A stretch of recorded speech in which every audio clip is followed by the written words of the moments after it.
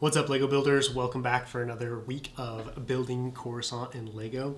This week I am tackling something that I have been thinking about for a long time, something that I've been planning since I think almost the beginning of the mock, but now it's finally time to get my hands in there and start working on it. The skybridge. This is going to be a bridge that connects the apartment complex to the food area, and I'm also going to be building the foundation for the third and final skyscraper because I want to get the roof done so bad. And I made a critical error last week.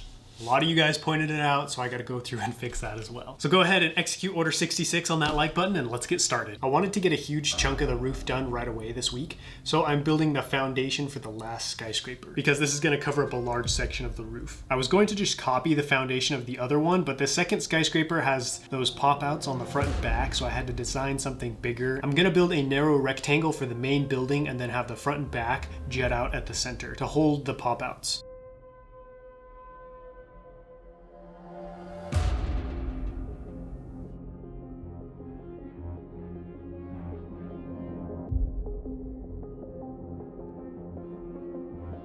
I'm going to use the same corner technique for this foundation as well, a big wedge plate with smaller slopes stacked on top of these. These will go in the corners of the foundation piece and make it less blocky and narrow. Now I need to tile off the area where the skyscraper will sit. I want it to be at an angle on the roof so it won't be able to connect to any studs, and I want to have as few light bluish gray tiles underneath the skyscraper as possible. So I'm only going to put them down around the edges of the foundation and use dark tan tiles for the filler section no one can see. Once those are in, I will add some plates with studs on top to act as guides to show me where the foundation will sit. I'm interested to see how the skyscraper looks this close to the other one, and I hope it doesn't look too crowded, but I'm pretty much out of space up here, so hopefully it'll just give off that like packed Coruscant City vibe.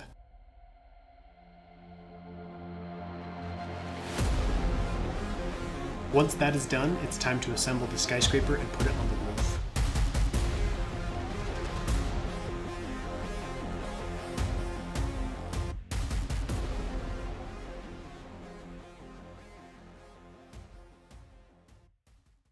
Here is the finished skyscraper, installed and ready to go.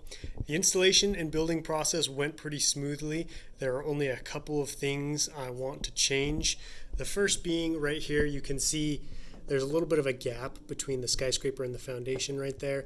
I didn't factor that in when building this, and same with right here. It hangs off this upper layer of tile, but that's a pretty easy fix. I'm just going to slip some tile in right there and right there. And then with these rounded corners, because they're not connected to the foundation, when I put them down, you can see there's a little bit of a gap right there, but that's another easy fix. I'm just going to add some 2x2 tiles right here that will connect this to the foundation. While these two foundations are different in shape, I'm happy I was able to incorporate some of the smaller shapes and pieces and designs into both of them.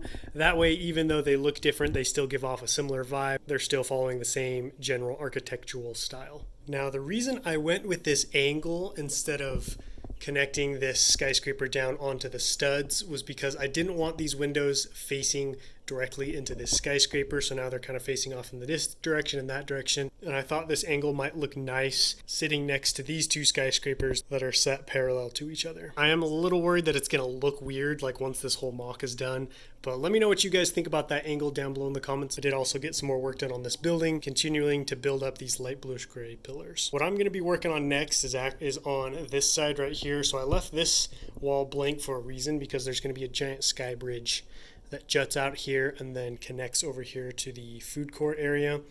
And I want to do this now because I'm going to have to rip out this whole wall and build a little section here that's going to hold up the sky bridge. I want to get this done before, this roof is all finished and finalized, because I'm pretty sure it's probably going to jerk this around and cause things to break up here. So I'd rather break things while they're still unfinished and can be fixed easily. I wanted to add a sky bridge into Coruscant because I thought it would be a good way to make this mock look more like a city and help the two large building complexes look more connected. In case anyone is unfamiliar with a sky bridge, they span two tall buildings and come in various designs and styles, but are typically mostly made of glass and are square looking. I don't really have a design for mine yet. I mostly just want to get the opening in the wall for it started and figure out roughly where I want it to be. I'm going to add a thick pillar of bricks just inside the wall to hold up the sky bridge once it's connected to the apartment complex. Once I get the dimensions and shape of the bridge figured out, I can pinpoint where exactly it will go.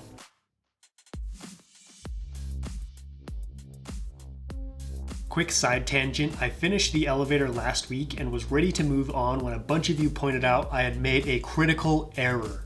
There was no button for the elevator door. So I'm gonna throw one in now, and I have the perfect tile piece for it.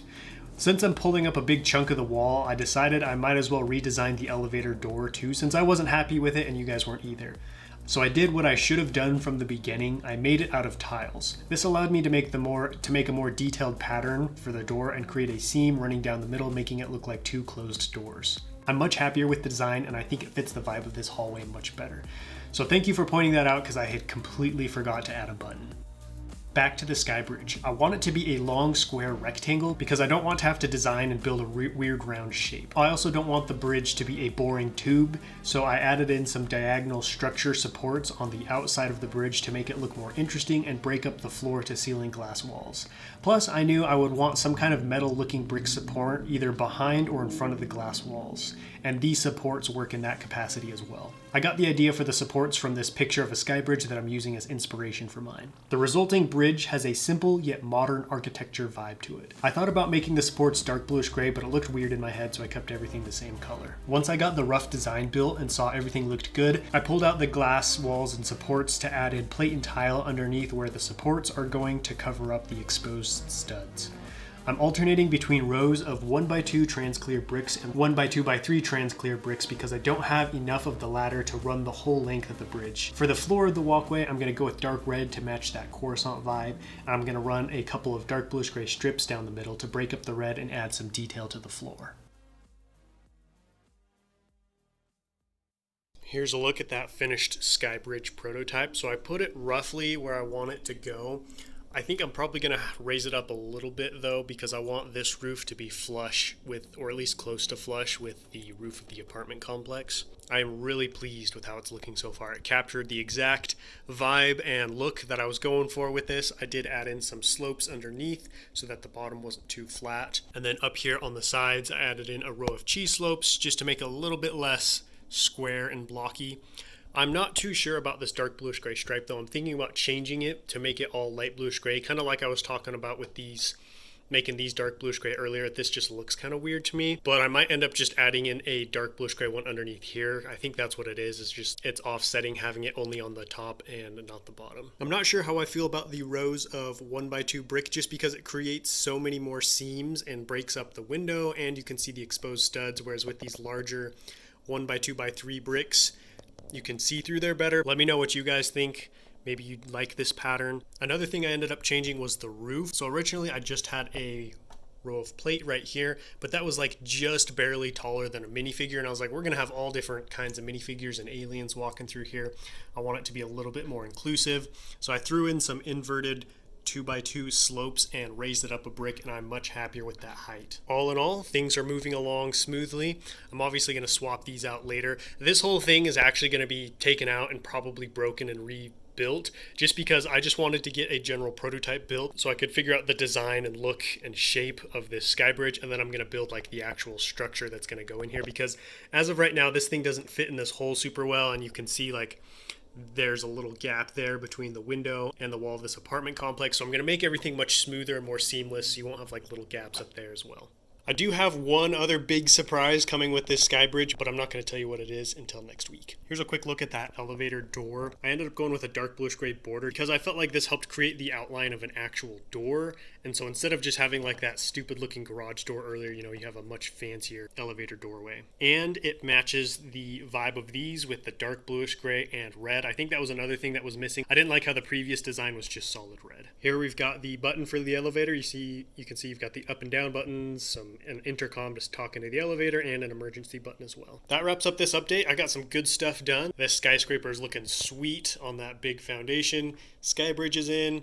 Beautiful looking elevator, and now it's time to figure out what's going down next week. I'm really happy with how that skybridge looks. I just like working with glass and windows. I don't really do that because it's really hard for me to make good looking stuff, realistic looking windows, and so to have the skybridge looking as good as it does so far makes me really happy. I'm trying to decide when to jump to the next section because I feel like there's still a lot I need to do on this first section, but it's hard to put out a good update with only one section being worked on. So maybe next week I might start working on the food court area, as well as getting a bunch of spires and towers and other greebling stuff put on the apartment complex roof. All that being said, should be another good week. Don't forget to let me know what you thought about this episode down below in the comments, and I will catch you guys next time. But until then, happy building.